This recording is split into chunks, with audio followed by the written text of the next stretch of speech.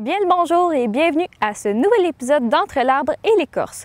Quand je vous dis les nouvelles technologies en foresterie, à quoi vous pensez? Moi, je vais vous le dire, ça me fait penser à l'utilisation des drones, tout simplement. Donc aujourd'hui, je vous emmène avec moi et on va rencontrer un ingénieur forestier pour qui c'est devenu la nouvelle réalité.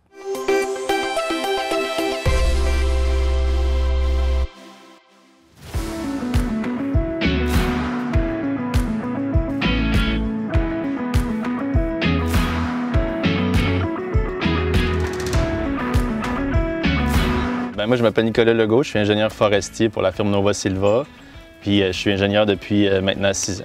Donc là, tu es ingénieur forestier, mais j'ai cru comprendre aussi que tu pilotes des drones. Ouais. Donc, je veux dire, c'est quoi les formations qui sont requises pour devenir piloteur de drones en milieu forestier? C'est pas bien compliqué, c'est la même chose pour milieu forestier et pas milieu forestier. Ça te prend juste, dépendamment de ta classe de drone que tu pilotes, si tu es en bas de 250 grammes, je sais qu'il y a beaucoup de monde qui achète le Mavic Mini qui est plus léger, tu n'as rien besoin. Tu n'as pas besoin de formation, tu peux l'acheter et aller le piloter.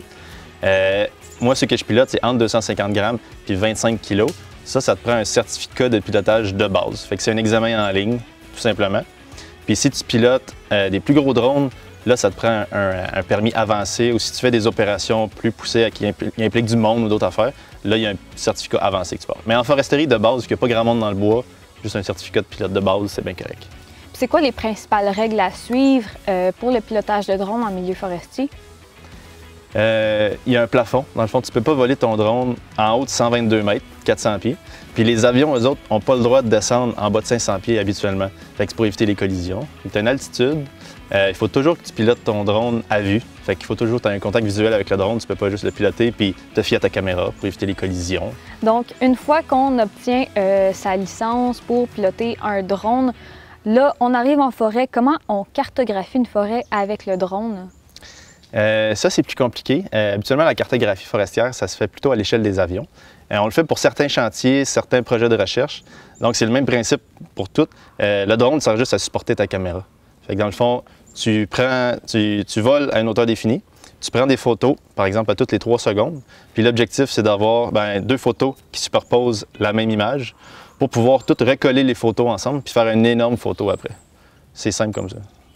Et après un désastre comme un feu de forêt, une inondation ou un vent fort qui met tous les arbres à terre, quel rôle ont cette nouvelle technologie sur, je veux dire, le travail forestier? Bien, le drone, c'est juste un outil dans le fond, là, mais si tu as un feu ou, comme tu dis, une inondation ou un gros coup de vent, souvent ce que ça va faire, ça va bloquer les chemins, donc l'accès. Ça va être vraiment difficile de se rendre sur place, récupérer le bois ou faire des travaux. Donc le drone, ce que ça l'amène, ça facilite le déplacement. Si jamais tu veux savoir juste un estimé des travaux qu'il va avoir à faire, tu voles le drone, tu peux passer par-dessus les ponceaux qui ont été démolis, puis là tu peux estimer les travaux ou ça peut être après pour réaliser les travaux pour les plus grandes échelles. Je sais qu'il y a du monde qui vont aller semer des semences forestières en drone pour éviter justement un déplacement trop difficile. Et au niveau de l'entreprise Nova Silva, celle pour laquelle vous travaillez, c'est quoi les avancées technologiques, si vous pouvez nous en parler un petit peu, qu'il y a au sein de chez vous? Bien là, ça se développe vraiment rapidement. Je dirais que notre compagnie puis les autres compagnies aussi ont commencé à acheter un drone parce que c'était un outil qui était abordable, sans trop savoir c'est quoi qu'ils voulaient faire avec. Là, ce qu'on fait en ce moment, nous autres, ça fait à peu près 10 ans qu'on travaille avec des drones. On fait de la volumétrie dans des cours d'usines. Donc, dans le fond, toutes les usines qui reçoivent du bois puis qui ont des empilements de copeaux, ils veulent savoir à chaque mois combien est-ce qu'ils ont de copeaux dans la cour, tenir leur inventaire. Fait que nous autres, on peut survoler les cours des usines puis leur dire avec précision combien de mètres cubes de bois qu'ils ont dans la cour. Ça, c'est plus côté usine. En forêt, on peut s'en servir comme prospecteur, mettons. Fait que s'il y a un futur chantier ou un futur projet, à place de tout le marché, rapidement, tu décolles ton drone, tu survoles la forêt, puis tu peux voir les milieux humides, c'est quoi que la forêt ressemble.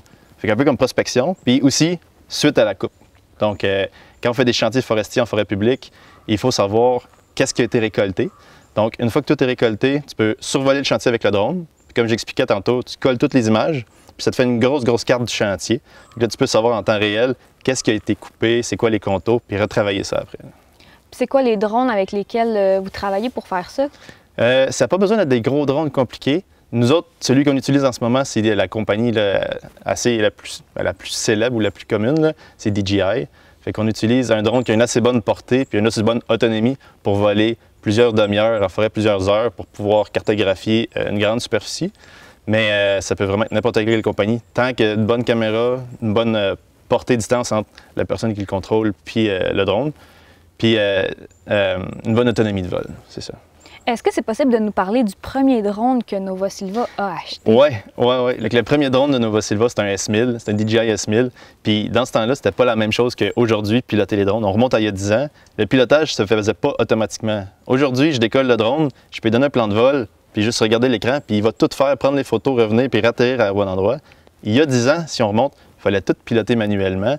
Puis ça se faisait pas de façon fluide comme ça se fait aujourd'hui. Fait que c'était un gros drone, ça a 8 hélices, puis ça pouvait supporter une charge de 15 livres.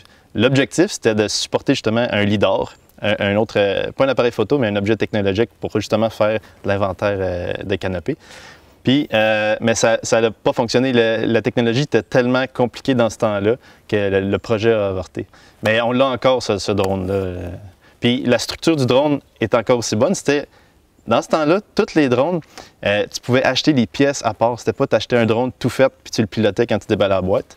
C'était vraiment, tu pouvais acheter un processeur différent, des batteries différentes, des caméras différentes. Fait que la structure du drone est toute en carbone, elle est encore d'actualité. Les nouveaux drones commerciaux ressemblent encore à ça, mais toutes les pièces à l'intérieur sont désuètes, sont à changer.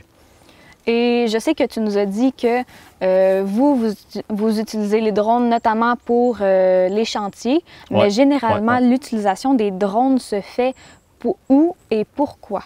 Bien, un petit peu comme j'ai résumé tantôt, fait que ça peut se faire en forêt privée. Souvent, le monde qui utilise des drones, ils vont arriver chez un nouveau propriétaire, puis ils vont survoler la forêt avant de la marcher, pour savoir un petit peu où s'orienter, voir à quoi ressemble, faire un portrait global. Ça peut servir à ça. Ça peut servir, comme je disais, les contremaîtres de chantier, quand il y a des opérations. À chaque semaine, ils peuvent survoler les opérations qu'ils ont faites, voir s'il n'y a pas du bois qui a été oublié en forêt. Fait que c'est vraiment pour accélérer, par exemple, des activités que le monde faisait en marchant avant. Sinon, ben, comme j'expliquais, post-récolte, ben là, tu peux voler tout le chantier, voir que tout est beau, que tout le bois a été ramassé. Après ça, tu peux dessiner les contours à l'écran sur ton ordinateur.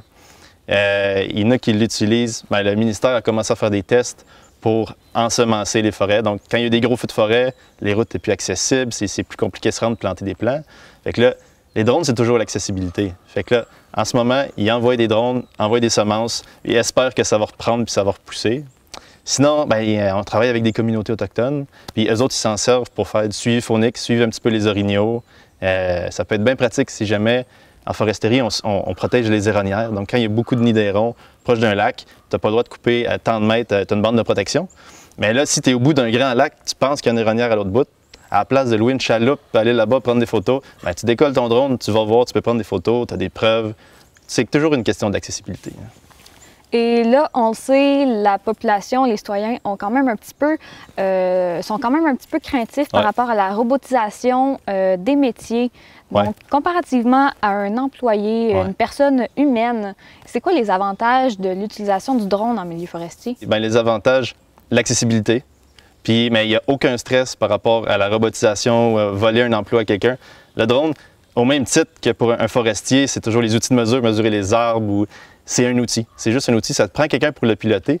Puis, ils ne sont pas rendus encore à avoir une intelligence artificielle dans le drone qui va tout faire sans que tu lui demandes.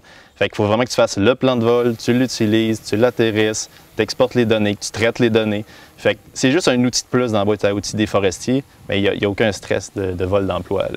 Outre les avantages notables de l'utilisation du drone, c'est quoi les travaux qui ne peuvent pas être réalisés par eux? Bien, c'est assez restreint ce que le drone peut amener en foresterie pour l'instant, et à cause justement de la capacité de vol, puis de la portée, puis aussi un petit peu des restrictions administratives. Il faut que toujours tu le vois, fait que tu ne peux pas le voler très, très loin. Fait que ce que tu peux faire avec un drone, c'est assez restreint. C'est ce que j'ai expliqué tantôt. Ce que tu peux pas faire avec un drone, tout le reste. Fait que la récolte de bois, l'inventaire en forêt, tout ce qui est en dessous de la canopée, tu peux pas le faire avec un drone, tu peux pas voler en dessous de la forêt. Fait que je dirais 95% des tâches qui se font en foresterie ne peuvent pas être faites avec un drone. Et je sais, Nova Silva utilise beaucoup les drones, mais est-ce que c'est quand même très répandu au niveau du domaine de la foresterie? Pas encore. Nova Silva était vraiment un précurseur pour expérimenter avec des drones. Notre compagnie a vraiment tendance à, lorsqu'on a un projet avec un client, de se faire un petit projet de recherche en parallèle pour justement voir comment est-ce qu'on peut amener de nouvelles technologies puis expérimenter. Fait que quand on remonte, nous autres, on a commencé il y a 10 ans. c'était pas vraiment populaire. En ce moment, le monde, les compagnies achètent des drones. Ils ne savent pas exactement ce qu'ils vont faire avec, mais ils achètent un outil, puis ils disent aux employés, expérimentez, regardez ce que vous pouvez faire. C'est rendu abordable, fait que ça vaut la peine. Fait que je dirais que chaque compagnie forestière en a une, le ministère en a acheté aussi. Il faut en faire le ministère avec des grosses compagnies spécialisées avec des gros drones commerciaux. Mais si on reste vraiment aux compagnies qui font de la foresterie et non vraiment du drone, c'est encore marginal l'utilisation du drone dans leurs opérations. C'est plutôt des tests, ils s'en servent comme appareil photo pour voir des airs, mais c'est assez restreint. Puis, au cours des prochaines années, quelle place tu penses que l'utilisation du drone, de ces nouvelles technologies, va avoir dans l'industrie forestière? Ça va continuer à prendre de la place d'année en année. Nous autres, ça fait 10 ans. On a acheté un drone il y a 7 ans. On en a acheté un cette année. Puis c'est incroyable, c'est exponentiel, les possibilités qui viennent avec, justement, la plus grosse autonomie de vol, la plus grande distance que tu peux le voler, la qualité des caméras. Mais outre ça, le drone va continuer d'utiliser pour les mêmes fonctions. Mais comme j'expliquais, en dessous des arbres, il n'y a pas vraiment d'utilisation au drone. Donc, je ne peux pas voir vraiment... En recherche, ça va être de plus en plus utilisé. Comme je disais, la prospection, pour des relevés après de la cartographie. Mais outre ça, un drone, c'est une caméra volante. Fait qu'une fois que tu as couvert ce que ça peut faire, tu as beau l'améliorer, il va aller plus loin, il va durer plus longtemps, mais il va avoir les mêmes fonctions.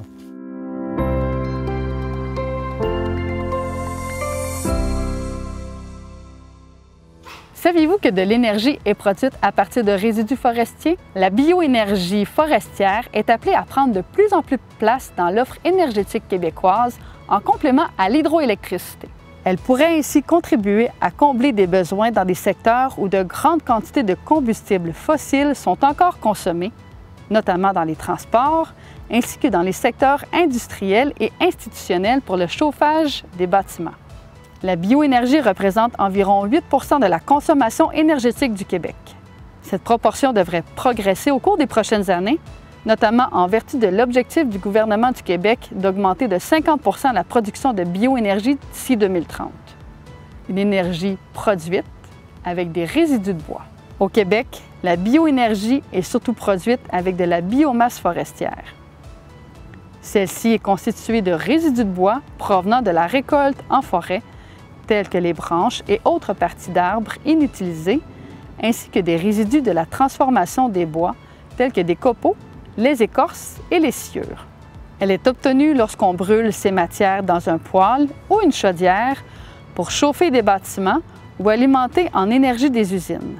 La bioénergie forestière québécoise peut également servir à faire fonctionner différents types de moteurs. Par exemple, au Québec, des écorces provenant des scieries sont brûlées afin de produire de l'énergie utilisée dans la fabrication de pâtes et papiers.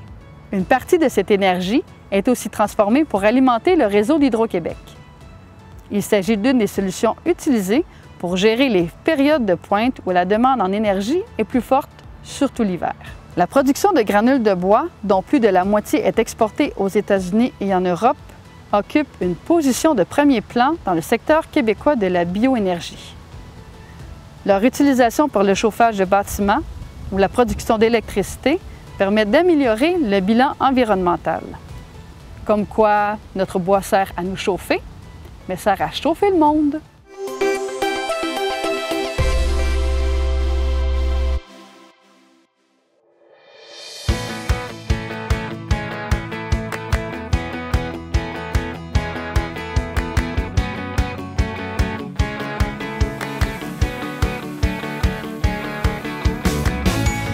Parle de LIDAR, c'est quoi au juste? LIDAR, c'est pour localiser quelque chose. Fait que, on entend souvent les radars, les sonars, mais le LIDAR, c'est un peu la même chose. Un radar, c'est des ondes radio. Un LIDAR, c'est des ondes lumineuses. Fait que c'est pour localiser un objet. En foresterie, on utilise le LIDAR suspendu après un avion. Donc l'avion parcourt la forêt, envoie plein de rayons laser, des petits rayons lumineux vers les arbres, les feuilles. Les rayons rebondissent sur les feuilles, reviennent vers l'appareil. Puis là, on sait la vitesse de la lumière, on sait le temps que ça a pris au petit rayon laser pour revenir. On est capable de dire la distance entre l'avion puis l'arbre. Donc, on est capable de localiser plein de petits points. Puis après ça, on fait un gros... Il y a du traitement informatique après. Puis on fait un gros modèle de la couverture de la canopée. Puis les rayons lumineux peuvent passer à travers les feuilles. Donc, on peut faire aussi un modèle de terrain. Donc, ça sert à vraiment cartographier de façon détaillée, profonde, la forêt. Le Québec en entier a été parcouru par les lidars les dernières années. Donc là, on a la cartographie au complet de la canopée des arbres, du sol. Puis nous autres, notre projet, c'est de le faire à une petite échelle. Donc mettre un lidar sous un drone pour des projets de recherche pour savoir à quelle vitesse les arbres croissent. Avec les lidars, tu es capable de savoir quand tu as le sol, tu as le dessus des arbres, tu peux savoir la hauteur. Il y a plein de petites données que tu peux sortir.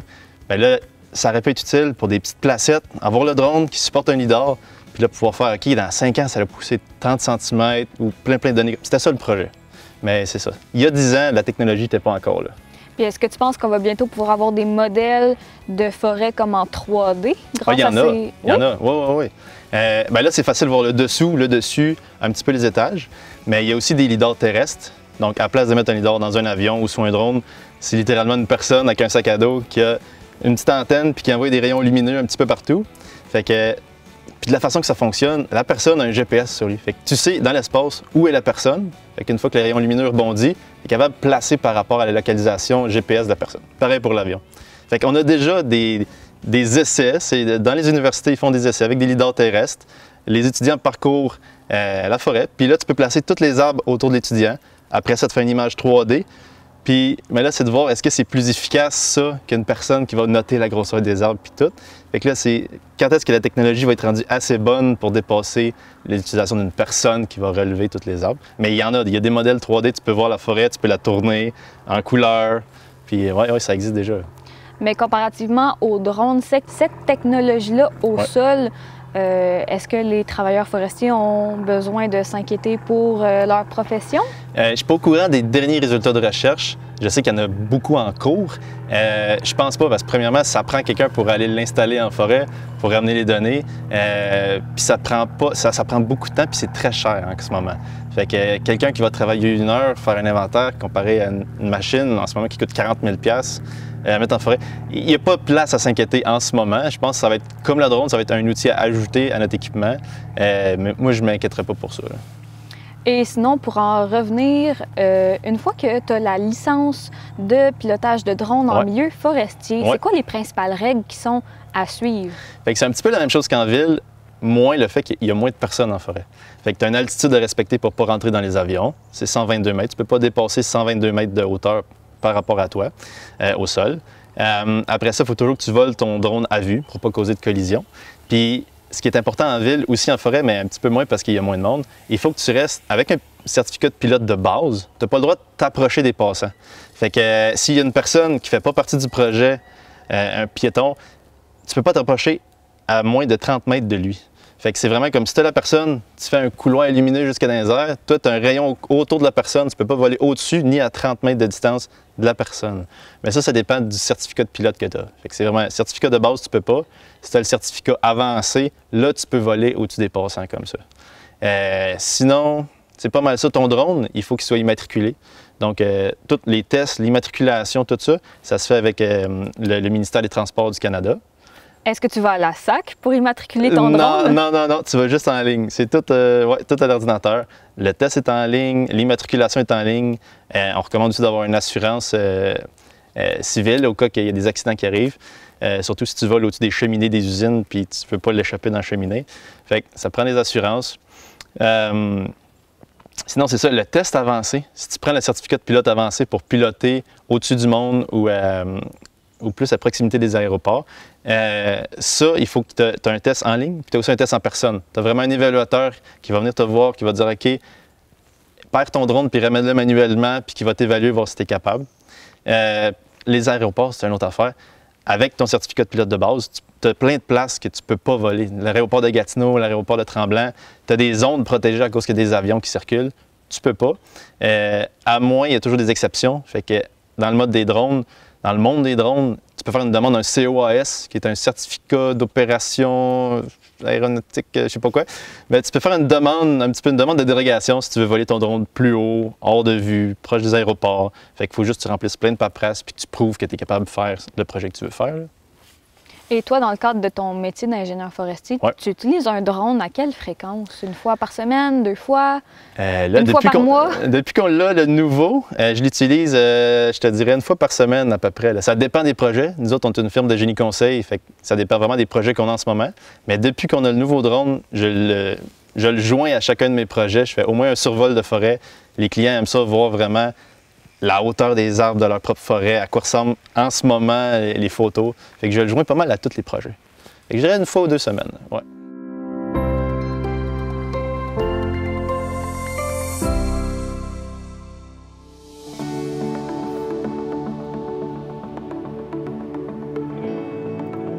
Bonjour, aujourd'hui pour l'arbre de la semaine, je vous présente le vinaigrier, le sumac vinaigrier. C'est un arbuste qui pousse naturellement dans les milieux, on appelle ça des milieux incultes, donc souvent les bords de chemin, les milieux fortement perturbés qui ont un sol pauvre, même un sol très tapé, ça peut pousser à travers. Le vinaigrier va rarement dépasser les 10 mètres de haut, même 10 mètres ce serait un champion vinaigrier. Le vinaigrier, moi je trouve qu'il est très facilement reconnaissable avec sa tige qui est fortement pubescente. Ça veut dire très poilu. La tige est très poilue. Puis des grandes feuilles composées qui ont beaucoup de folioles. Donc on a ici, tout ça ici c'est une seule feuille. Certaines personnes vont utiliser le vinaigrier pour faire une limonade qu'on appelle la sumacade. C'est une limonade de saison qui est quand même facile à faire. On peut récolter, le vinaigrier va faire une infrutescence, un gros fruit rouge pyramidal. Pour faire la limonade, c'est super facile. On va récolter les infrutescences rouges, on va les faire tremper dans l'eau. Idéalement, les récolter avant les grosses pluies du mois d'août, pour éviter que tous les petits poils sur les fruits s'enlèvent. C'est dans ces poils-là qui est contenu le goût surette là, du sumac. On trempe les fruits dans l'eau, puis ensuite on va masser les fruits pour décoller le plus de poils possible. Ensuite, on va filtrer notre eau, puis on peut sucrer avec du sirop d'érable à notre guise. Il y a certaines personnes aussi qui utilisent le sumac vinaigrier pour faire une épice, le fameux sumac. Qui connaît un intérêt grandissant de la part des chefs cuisiniers. Le sumac, c'est comme je vous disais, les petits poils qui recouvrent le fruit qui sont remplis essentiellement d'acide citrique. C'est un goût qui rappelle beaucoup l'agrume. Le vinaigrier, c'est un arbuste qui pousse quand même assez rapidement, donc son bois ne va pas servir à...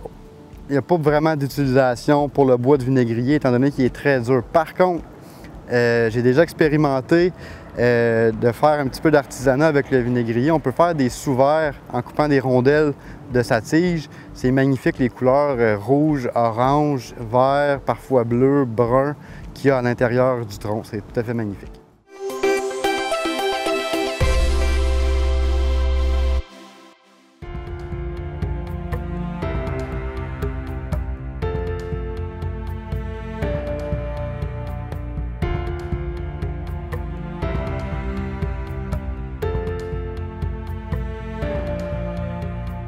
Là, le drone va récolter les données en forêt, le travailleur prend les données du drone, mais comment on les traite après? Bon, bien ça, c'est une bonne question parce que là, tu voles ton drone, tu as juste plein de photos, dans le fond, c'est juste ça que tu as un gros album photo. Fait que dépendamment de ce que tu veux, il y a plein de logiciels payants, il y en a même des gratuits qui vont offrir de traiter tes photos. Nous autres, ce qu'on fait le plus, c'est des modèles 3D ou des orthomosaïques. Donc, on va replacer toutes les photos qu'on a prises, on va les superposer, donc on va retrouver un point commun entre les deux photos. Ils vont se mettre ensemble. Tu vas pouvoir avoir une énorme photo, une énorme carte. Si tu prends une grosse densité de photos, tu as au moins 2 photos de chaque point. Tu peux faire un modèle 3D. Donc, c'est un petit peu comme les humains, on a 2 yeux, fait qu'on a 2 points de vue du même point, on est qu'à avoir une profondeur. C'est la même chose avec le drone. On a 2 photos du même point, dans un angle différent, on est capable d'avoir un modèle 3D. Donc, avec ça, je peux dire la hauteur des arbres, je peux dire la hauteur des empilements de copeaux des usines.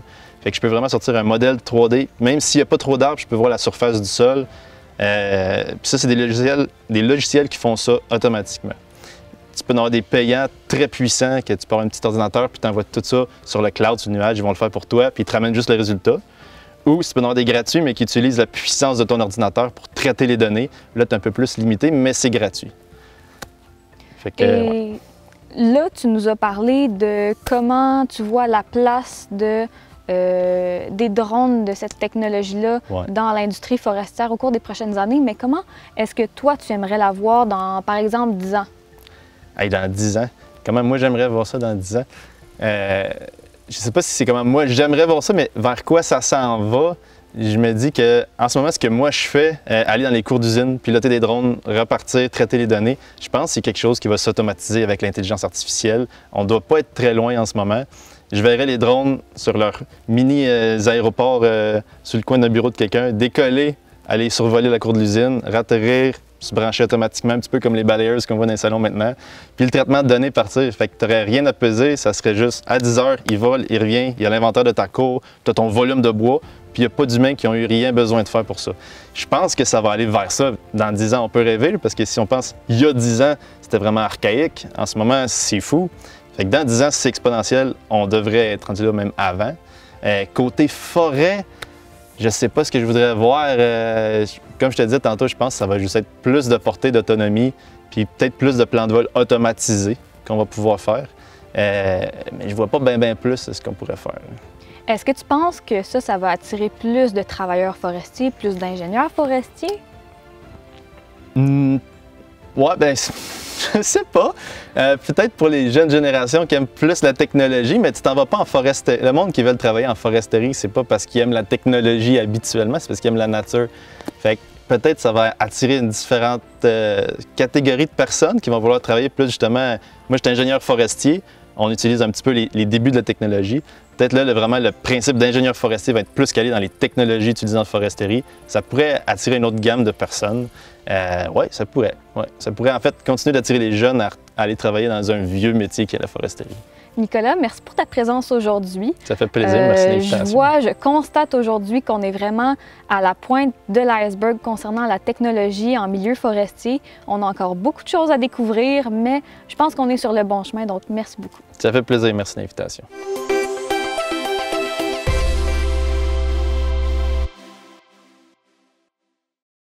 Donc, c'est tout pour aujourd'hui, mais c'est également ce qui conclut notre saison.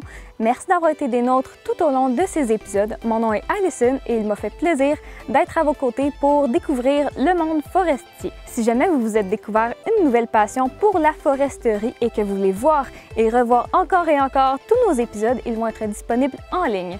Et si jamais vous avez d'autres questionnements, vous pouvez toujours consulter nos réseaux sociaux ou nos sites Internet. Il nous fera plaisir de répondre à toutes vos questions. Sinon, à la prochaine!